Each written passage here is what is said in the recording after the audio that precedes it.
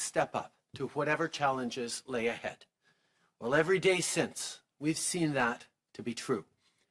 From the experts running testing centers and doing world-class modeling, to the manufacturers making masks and gloves, Canadian know-how has kept people safe. It has saved lives, and it has helped us chart the path through this crisis. And that is something worth investing in. Chaque fois que les chercheurs en comprennent plus sur un virus comme la COVID-19, qu'ils développent des meilleurs traitements contre le cancer ou améliorent la propreté de l'air, ils contribuent à sauver des vies. La science fait aussi en sorte que nos enfants héritent d'une planète plus saine. La recherche est importante. Elle améliore nos vies chaque jour. C'est exactement pourquoi on doit continuer de la soutenir. Today, we're taking another historic step forward for Canadian innovation. With $518 million through the Canada Foundation for Innovation, we're investing in groundbreaking research. This funding will support over 100 projects and hundreds of researchers, whether in studying viruses like COVID-19 or developing cancer treatments and fighting climate change. Just take the research into digital healthcare that will be possible because of today's investment. With this funding, doctors at Women's College Hospital in Toronto will be able to develop a cutting-edge virtual care lab.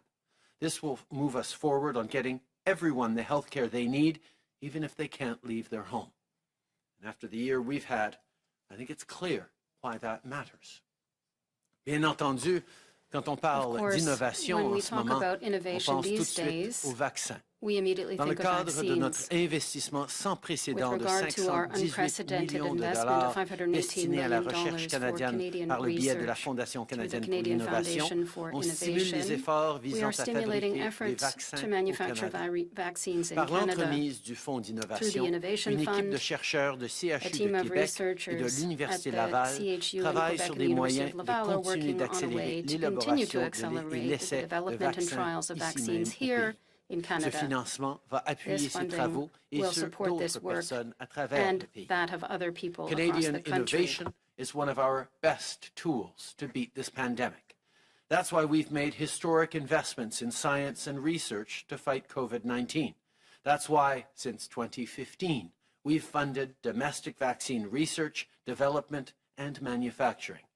And it's why we turned the page on the previous government's approach by instead fully supporting and standing with the science and researchers who keep us healthy and safe. Au cours des 5 dernières années, on a fait des investissements sans précédent dans la science et la recherche. Cette pandémie nous a rappelé pourquoi c'est si important de le faire. Elle nous rappelle pourquoi il ne faut jamais retourner à l'approche du gouvernement précédent to the approach taken by the previous government, which was to cut funding for science. Et la pandémie nous rappelle aussi qu'on a encore du travail à faire. Un investissement dans l'innovation, c'est un investissement pour vous et votre famille. C'est un investissement pour aujourd'hui, pour demain, pour les années à venir. Les Canadiens ont le savoir-faire et la créativité nécessaires pour relever tous les défis. On sera toujours là pour appuyer ces démarches. Que ce soit pour le vaccin ou pour les soins virtuels, votre santé est notre première priorité. Be it for vaccines or virtual care, your health is our top priority. To this end, I want to give you an update on vaccine delivery. This week, Canada hit a big milestone: 2 million vaccines administered across the country. A true Team Canada effort. We've been working every single day to reach our targets, and everyone who wants to will be vaccinated by the end of September. Maybe your grandparent, your parent, your family member or friend has already got their shot or has got an appointment to do it soon. We all want to feel that relief. So to everyone, know that your vaccine is on the way. Very early this morning, our first 500,000 doses of the AstraZeneca Oxford vaccine from the Serum Institute arrived in Canada. Already, the National Operations Centre has worked with provinces and territories to coordinate shipments of these vaccines across the country. Our priority is getting doses into arms as quickly as possible, because we've got a lot more vaccines on the way. Thanks to Moderna, Pfizer, and AstraZeneca, we will receive a total of over 1.8 million doses over this week and next week. In concrete terms, in figures, this means that people that you know will get vaccinated soon, your parents, grandparents, and frontline workers. So it's the ray of hope that you were waiting for. Thanks go out to those who are patiently waiting so that their parents and grandparents can get vaccinated first. And to those who have an appointment to get vaccinated, I know that you will remain cautious to protect yourselves and others. Just last June, I met Luc. He's the owner of Régimbal Awards and Promotions, a family business here in Ottawa. The first wave of the pandemic hit their business hard, but with the wage subsidy and rent support, they were able to rehire staff and keep their doors open.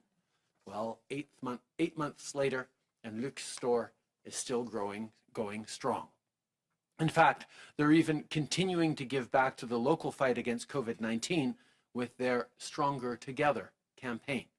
Through this great initiative, they're donating proceeds from their fabric face masks, tees, and hoodies to the Ottawa Community Foundation for the most vulnerable in the city. Across the country, there are so many stories like Luc's. To date, the wage subsidy has supported more than 5 million people, and the rent subsidy has been there for over 129,000 businesses and organizations. We've come a long way in the fight against this pandemic, but we're not out of the woods yet. So for Luc and for people across the country, I have some important news to share. We are extending the Canada Emergency Wage Subsidy and the Canada Emergency Rent Subsidy and Lockdown Support at their current levels until June. In other words, we're making sure that the wage and rent subsidies continue through the spring and that the amount of support remains consistent. This isn't the time to pull back on support for workers or business owners. It's the time to see people through what is hopefully the final stretch of this crisis. And it's the time to get the whole economy ready to come roaring back. So that's exactly what we're going to do. On prolonge jusqu'en juin la subvention salariale d'urgence du Canada, la subvention d'urgence du Canada pour le loyer commercial et l'indemnité de confinement. Les montants ne changeront pas. Si vous êtes un travailleur ou un propriétaire d'entreprise, vous allez avoir la certitude et le soutien dont vous avez besoin pour traverser le printemps et vous remettre sur pied. Les temps sont durs. Et on est là pour vous fournir le soutien dont vous avez besoin pour surmonter cette crise aussi longtemps qu'elle durera. Le printemps s'en vient, les vaccinations sont en cours et de meilleurs jours nous attendent. Merci beaucoup. Je passe maintenant la parole à la ministre Freeland. Chrystia Freeland the floor. Okay, well, thank you, Prime Minister, and it's good to be here with everyone. Hello. Today we're announcing that the government will extend the current rate structures for the Canada Emergency Wage Subsidy, the Canada Emergency Rent Subsidy, and lockdown support from March 14 to June 5, 2021. This means the maximum wage subsidy rate for active employees will remain at 75%. The maximum rent subsidy rate will remain at 65%, and lockdown support will remain at 25%, providing hard-hit businesses with rent support of up to 90%. Je tiens à être clair quant aux raisons pour lesquelles nous prolongeons les taux de la subvention salariale, de la subvention pour le loyer, the rent subsidy and the lockdown support measure. We are doing this because of the COVID-19 pandemic. The Canadian economy has faced its worst shockwave since the records have been kept. According to figures published by Statistics Canada yesterday, there was a contraction of 5.4%. Even if we have seen encouraging signs of a recovery, including higher growth than forecast in the fourth quarter of 2020, we are not yet at the end of it. Today,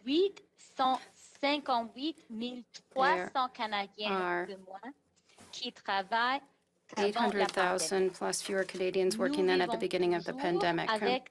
We continue to live with COVID-19. We are on track to defeating the virus.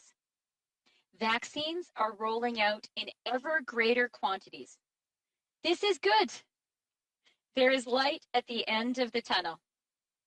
But we cannot definitively say that we've turned the corner.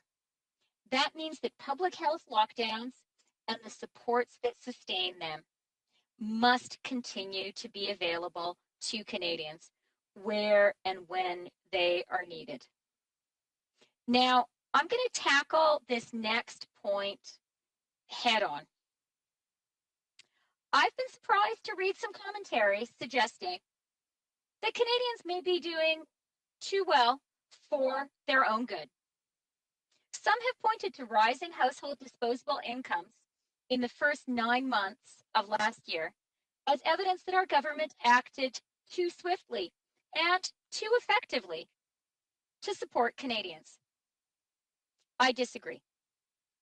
As former Bank of Canada Governor Stephen Poloz has pointed out, a firefighter has never been criticized for using too much water.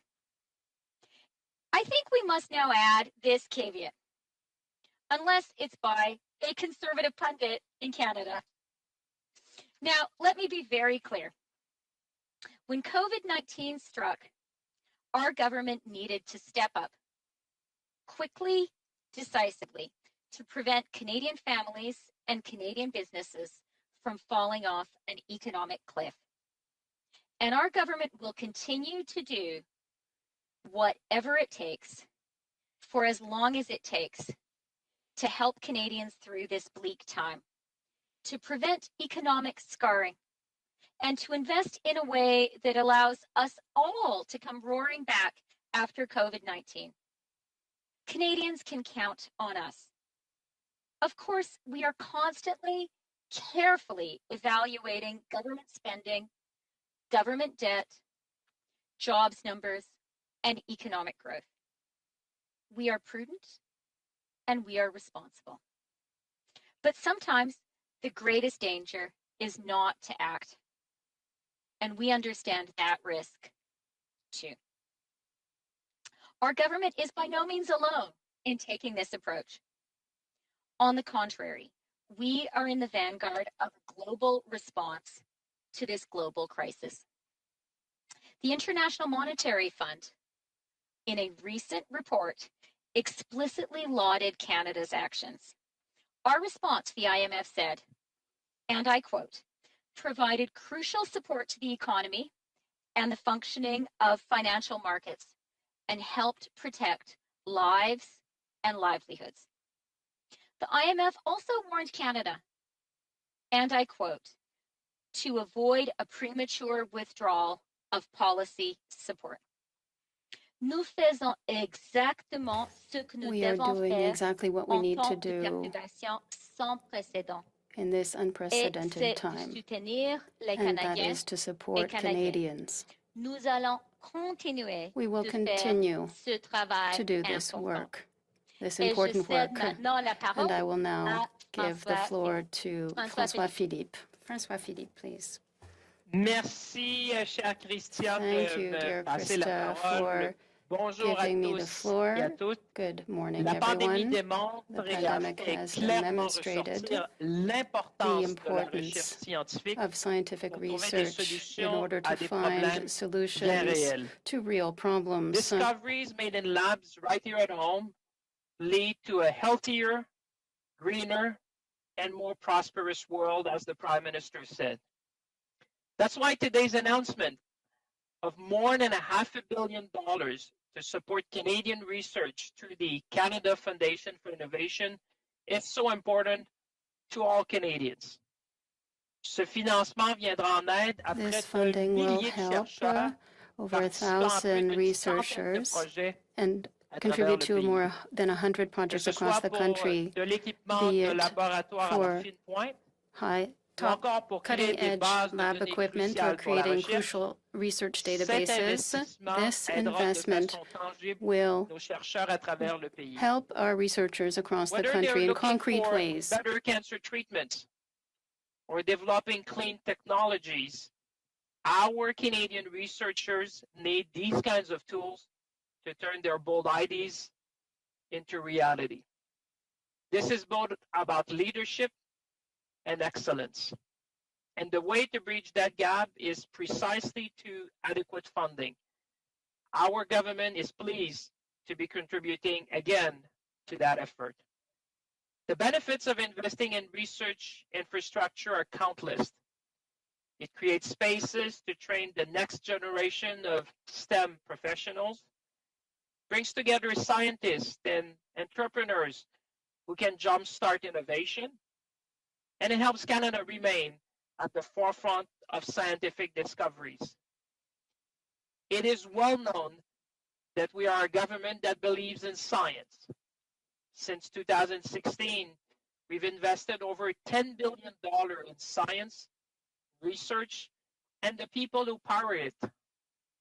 We're proud to support our researchers by founding state-of-the-art facilities in which they can work to solve today's most pressing problems. Now more than ever, Canadians are looking to our scientists and our researchers to come up with innovative solutions to the challenges we face. Mes plus sincères félicitations aux bénéficiaires du financement annoncé aujourd'hui. My warmest congratulations to those who got the funding announced today. We will ensure that we meet the challenges and contribute to the health and safety of Canadians. Thank you to everybody. Prime Minister, you have the floor. Thank you, Minister Champagne. The Prime Minister and ministers will be taking questions for 20 minutes. One question, one follow-up, starting with the phone. Merci beaucoup, Monsieur le Ministre Champagne. Le Premier ministre et les ministres prendront des questions pour 20 minutes. Une question, une sous-question, en commençant par le téléphone aujourd'hui. Opérateur, c'est à vous. Thank you. Merci. Première question, Lina Dib, La Presse canadienne. À vous. Lina, La Presse canadienne. My question follows on Ms. Freeland, and then you, Mr. Trudeau, either one. The extension of these programs to June had been announced, but the rates are going down. It's less and less generous. Can you tell us how much it will change in terms of what you had budgeted?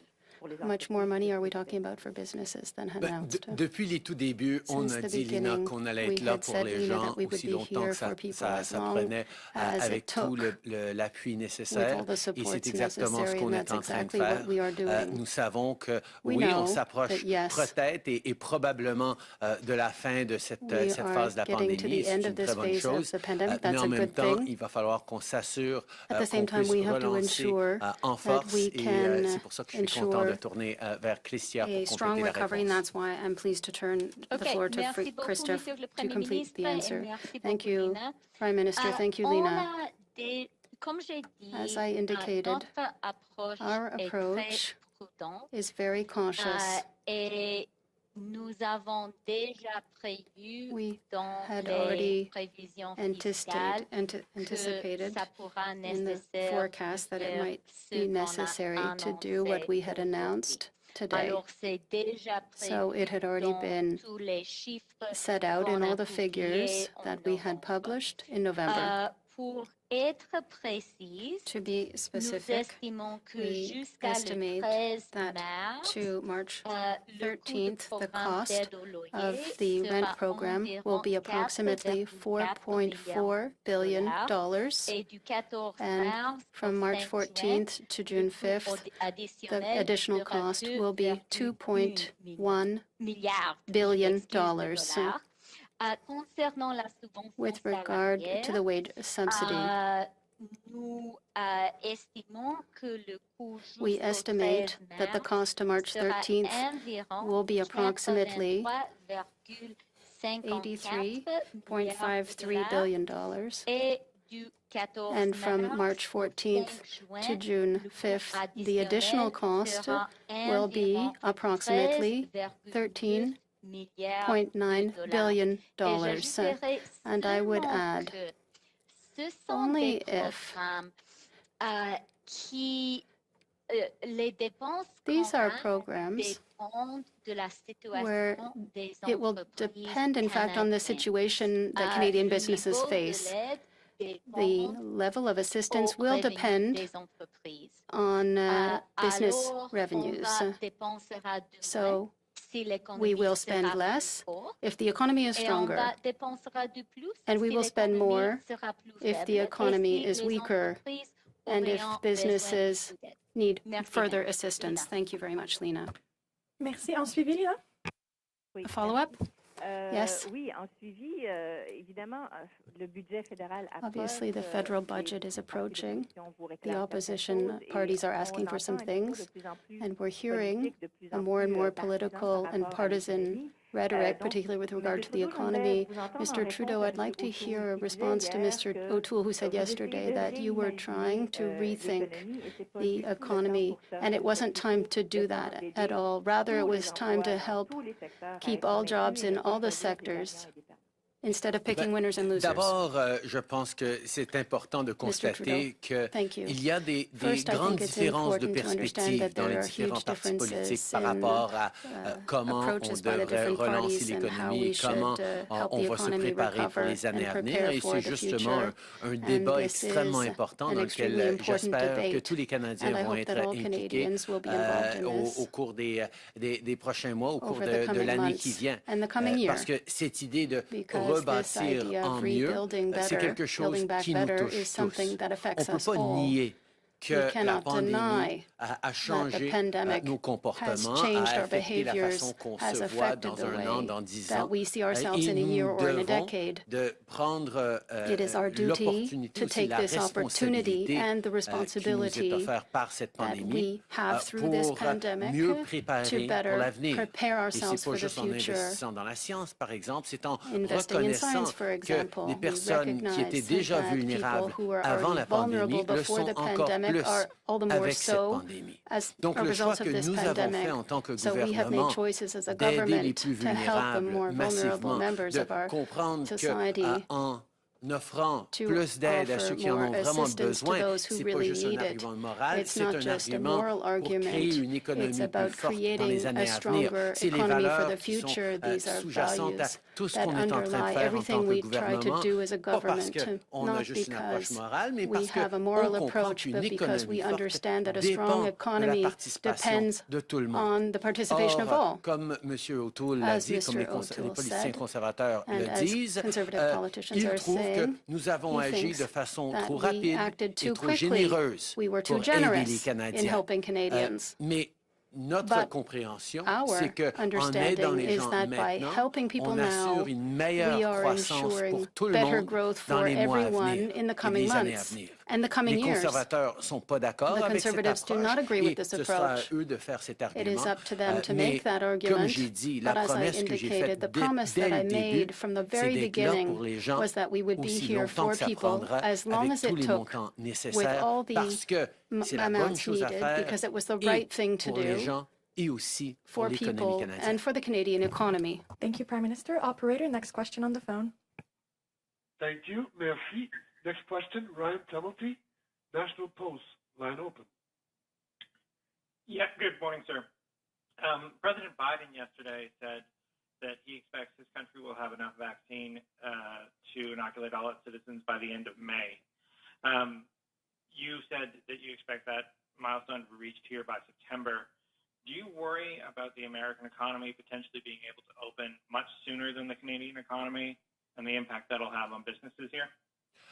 Obviously, we are working extremely hard every single day to get as many doses to Canadians as possible, as quickly as possible. And as I've been saying since past November, we expect all Canadians to be vaccinated by the end of September for those who want it. We are seeing, however, an increase in the number of vaccines coming into Canada as we had hoped for. It's possible that those timelines be moved forward, and we're certainly going to work closely with the provinces in order to try and get to that, to get vaccinations to Canadians as quickly as possible so that we can loosen and reopen as quickly as possible. Obviously, the pandemic has had a very different course in the United States with far greater death tolls and case counts. And that has had its own impact on the American economy that Canadians haven't quite felt the same way. So it's always something we have to be careful about in comparing each other. But certainly, we're going to continue to work to get as many Canadians vaccinated as quickly as possible by following the science and following the best recommendations of our experts. Je pense que, évidemment, les gens savent que nous sommes en train de travailler extrêmement fort pour livrer le plus de vaccins possible, le plus rapidement possible, pour qu'on puisse passer à travers cette pandémie le plus rapidement. On a fait la promesse au mois de novembre passé que tout le monde allait pouvoir être vacciné s'ils le veulent avant la fin septembre au Canada. Mais évidemment, on est optimiste qu'on va peut-être pouvoir devancer ces chiffres et ces prévisions basées sur le nombre de vaccins qu'on est en train d'approuver et de voir livrer au Canada. Et on va continuer de travailler pour accélérer ces processus en travaillant avec les provinces, en respectant et écoutant les meilleures recommandations de nos scientifiques.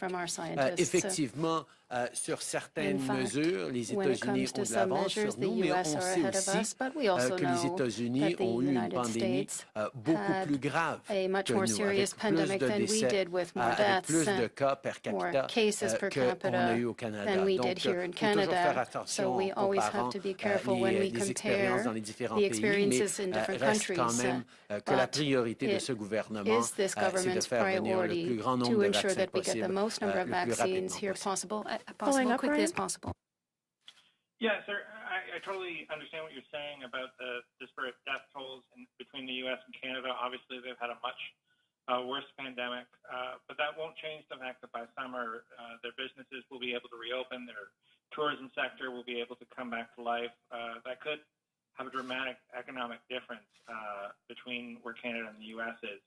Is there anything you can do beyond just trying to secure more vaccines to help alleviate that difference? We are working very, very hard to get more vaccines more quickly, and we're seeing the results of that work with the delivery this morning of 500,000 doses of the AstraZeneca vaccine from the Serum Institute. That wasn't part of the calculations we had when we promised to Canadians that we'd have 6 million doses by the end of March. So now we're going to have well more than 6 million doses by the end of March. That is good news. And with the progress made on the approval of the Johnson & Johnson vaccine, with Novavax vaccines coming, with more doses of many vaccine makers coming forward in time, we're very optimistic that we're going to be able to accelerate some of these timelines. So we're going to continue to do everything we can to allow our population to get through this challenge as quickly as possible so we can get to rebuilding and moving forward as rapidly as we possibly can. That is our focus.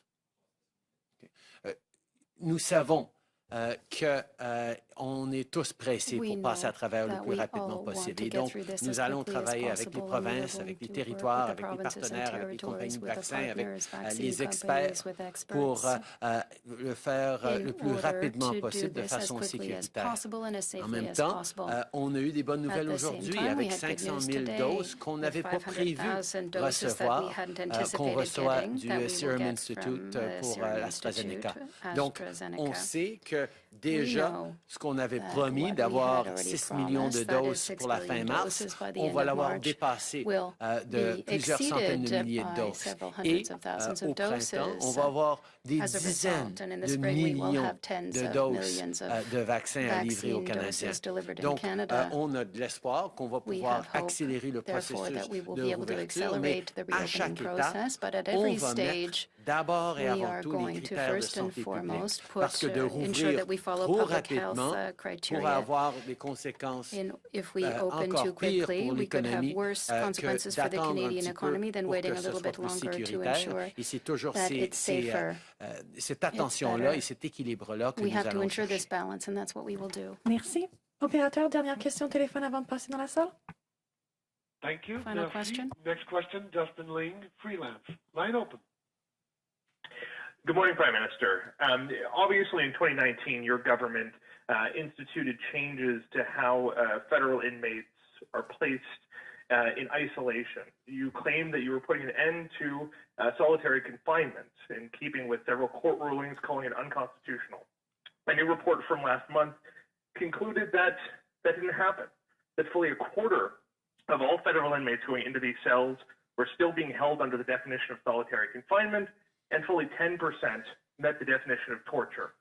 Given that, are you going to implement any changes to comply with those court rulings and to follow your own law on the matter? Obviously, there remains more to do, Justin. We've taken very seriously this report, making a commitment to end solitary confinement, administrative segregation is extremely important to this government, and we will move forward on that. We have made significant progress, but as that report and as your work has pointed out, there is more to do, and we will do more. Following up. So the data, your own government's data shows that you're torturing fully hundreds of federal inmates. Is there going to be accountability for that? Is someone going to resign or be fired or lose their job? Is there going to be any immediate action taken to rectify this? We've taken very seriously the report put forward, and I can assure you that Corrections Canada and Minister Blair are following up on this. It is unacceptable that we still have Canadians in such difficult circumstances. We need to make sure we are respecting their rights and respecting our commitments to end administrative segregation, and that's what we're going to continue to work on. Merci. On va maintenant passer pour les questions dans la salle. Hi, it's Annie Bergeron-Oliver from CTV National News. Sort of following up on what Ryan was just saying. You know, President Biden yesterday did move up his timeline to the end of April. Your timeline and target is still 5 months behind the Americans. And why is it that Canada is so far behind the U.S., and why are you so hesitant to move up our timelines, despite the fact that you keep telling Canadians we're expecting tens of millions of doses coming in the spring and summer?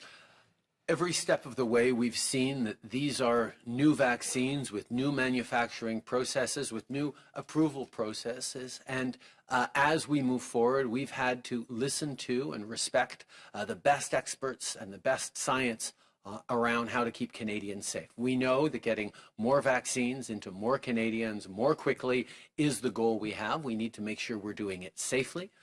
And the projections we've had for many, many months certainly hold, but we're also very optimistic that they're going to be able to be moved forward if indeed all the vaccines that we've contracted for are able to be manufactured and shipped in the right ways. We will continue to work every single day to bring in more doses for more Canadians, to get through this as rapidly as possible. And we are encouraged by seeing positive results around the world that bode well for what Canada is going to be going through the coming months. Are you concerned then that some of these vaccine shipments won't arrive, and that's why you're not moving up the timeline?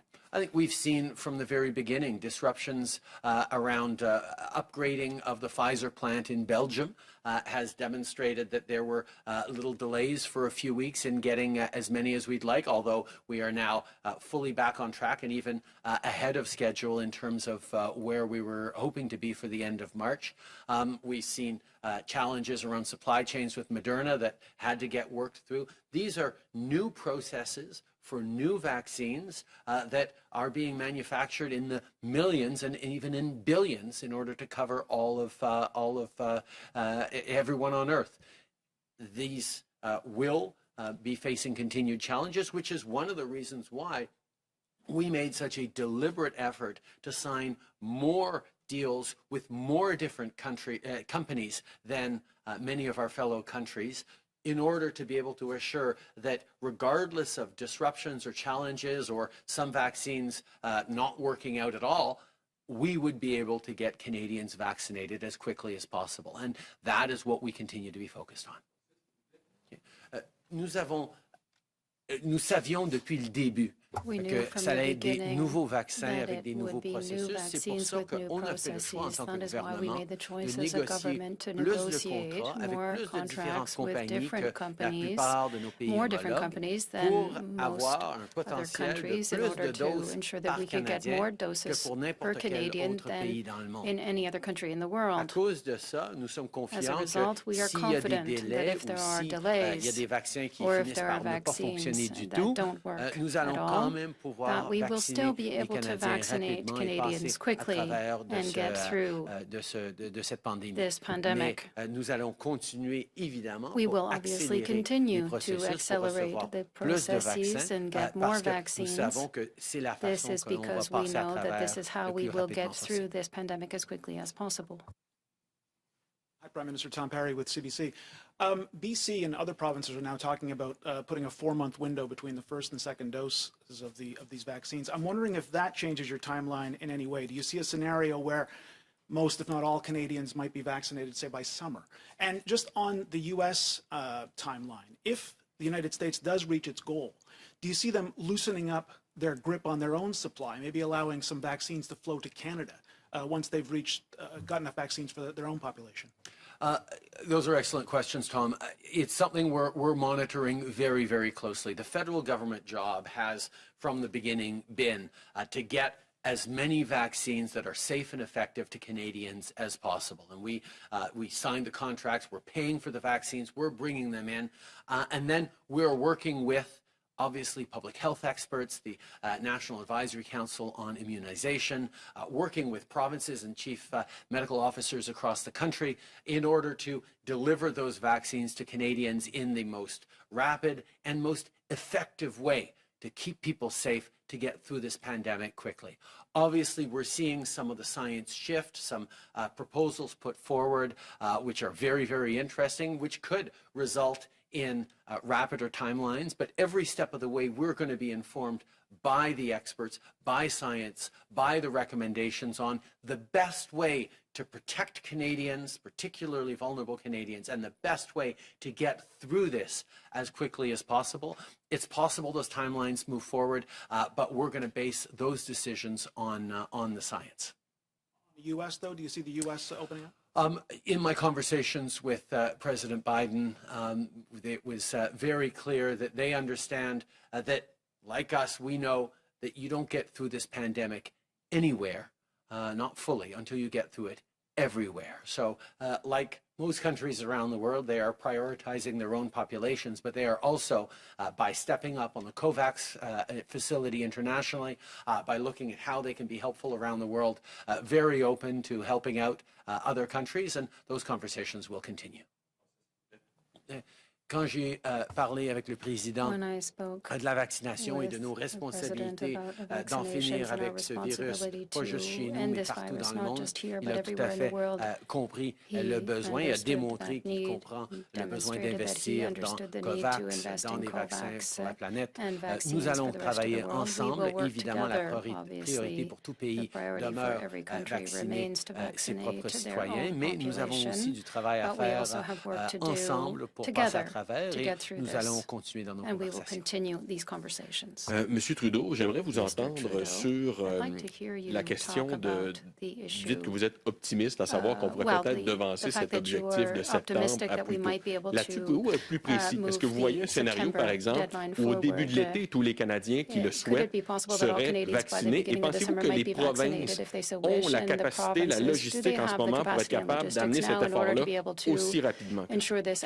D'abord, par rapport au scénario, ce n'est pas les politiciens qui décident de la meilleure utilisation des vaccins, c'est nos experts, c'est les scientifiques, c'est les experts en santé publique dans les provinces et territoires qui font les décisions par rapport à qui sera vacciné d'abord, à quel échéancier on va livrer les doses, et on est en train de voir des nouvelles recommandations qui vont certainement avoir des impacts positifs dans l'expérience des Canadiens dans les experience of Canadians in the coming months, but I cannot speak to what the experts could say or could conclude, except to say that we are working very, very hard in order to get through this as quickly as possible. And the second part of your question was? Inaudible for the interpreter. Well, with regard to the timeline, it will depend greatly on the decisions that are made by those experts and by the provinces about vaccinations. Also, we know that we are coming to a time when we are moving from ressources limitées en termes de doses de resources in terms of the number of vaccine doses available to having tens of millions of doses coming into the country in the coming months. The challenge then of vaccinating the most people possible as quickly as possible will be one of logistics, and I'm very pleased with the conversations that we continue to have with the provinces and the territories, as well as with family doctors associations, pharmacists, les entreprises privées and private businesses that regularly deliver to their own employees flu shots against the seasonal flu, for example, and perhaps could also provide COVID vaccines to their employees. There are all kinds of different approaches that we're looking at. We are doing this to ensure that it will not be logistics that will hold us back in terms of our capacity to deliver all the doses coming into the country, and to do that as quickly as possible. Good afternoon, Mr. Trudeau. This is Mal Hamidi with the Canadian Press.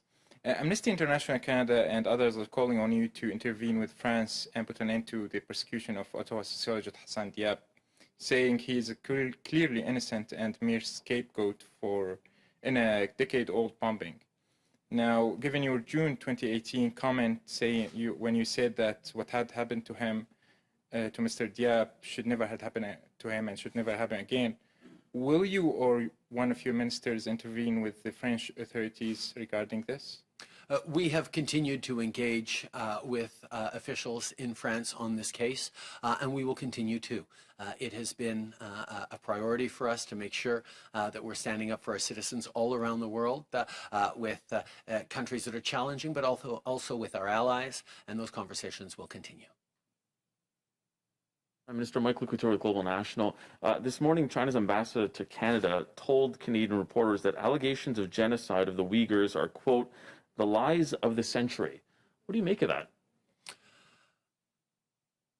We have and will continue to take very seriously the very credible reports of human rights abuses in Xinjiang, in China, perpetrated against the Uyghurs by the Chinese state. There are significant concerns being expressed all around the world, and the Parliament of Canada was very clear about its concerns just a few weeks ago.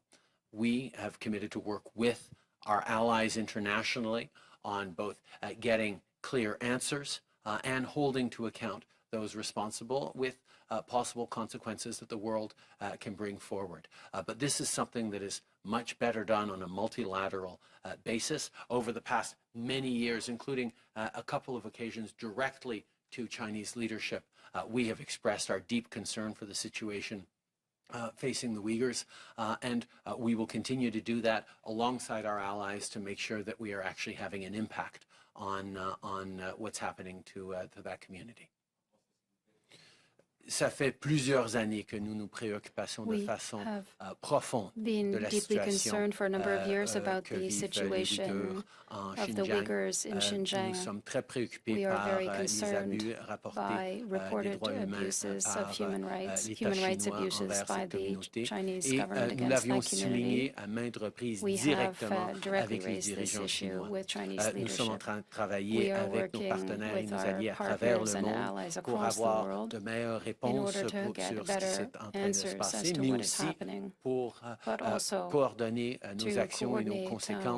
our efforts and the consequences for a state that continues to be responsible for serious human rights violations. We recognize that the Canadian Parliament and others have recognized what is called a genocide, and we will work with our allies around the world to advance this case of protecting this minority and ensure change of behavior. Just as a follow-up, in that same news conference, reporters asked the ambassador whether or not the case of Meng Wanzhou and the two Michaels are connected, and he said, quote, "There's no connection between the cases. They're totally different." Do you agree with that? No. It is obvious that the two Michaels were arrested on trumped-up national security charges days after we fulfilled our extradition treaty responsibilities towards our ally, the United States. Chinese officials at the time were very clear that they absolutely were connected as a frame, and nothing the ambassador can say now will dissuade me from understanding that that is indeed the case. Okay. C'est très clair que les deux Michaels ont été arrêtés sur des prétextes de sécurité nationale inventés tout de suite, après quelques jours après qu'on ait rempli nos responsabilités selon notre traité d'extradition avec les États-Unis. Les gens, les responsables chinois ont avoué à ces moments-là qu'évidemment, ils étaient connectés et tout ce que l'ambassadeur essaierait de dire maintenant ne va pas vous convaincre. Merci beaucoup. C'est ce qui m'a fait la conférence de presse d'aujourd'hui. Merci tout le monde. Merci Christian. Merci François-Philippe. Merci.